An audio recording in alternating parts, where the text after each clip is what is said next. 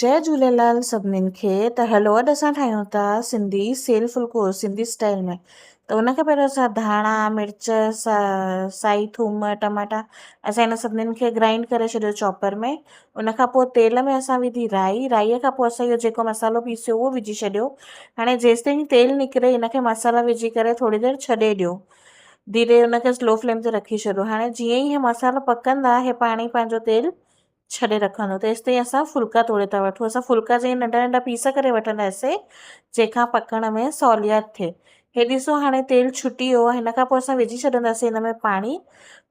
पाणी तव्हां फुल्कनि जे हिसाब सां विझी था सघो। मां हिन में 2 गिलास विधा आहिनि।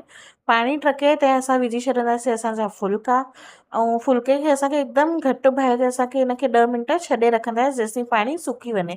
ॾिसो त पाणी सुकी वियो आहे ऐं हाणे खाइण जे लाइक़ बि थी वियो आहे। हाणे असां हिन जे मथां विझी छॾंदासीं धाणा ऐं पचाए छॾंदासीं पापड़। छोकी पापड़ जे बिना त असांजो खाधो ई असांखे हज़म न थींदो आहे। सही ॻाल्हि आहे न।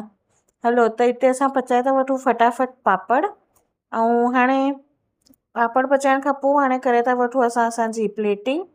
त पापड़ बि ॾिसो हिते पची वियो आहे सुठी तरह। बसि हाणे असां हलो हिनखे फटाफट असां प्लेट में विझी था छॾूं। त हीअ मां रखी प्लेट। हाणे प्लेट में विझी रखियो मां थोरो सेल फुल्को ऐं हिन साइड में मां रखी छॾंदमि इहो जेको मां पापड़ पकायो मस्तु। ऐं हलो हाणे हिनखे खाई था ॾिसूं कीअं ठहियो आहे। अरे वाह एॾो मस्तु ठहियो आहे। गरम गरम खाईंदव मस्तु ॾाढो वणंदव। Bye by.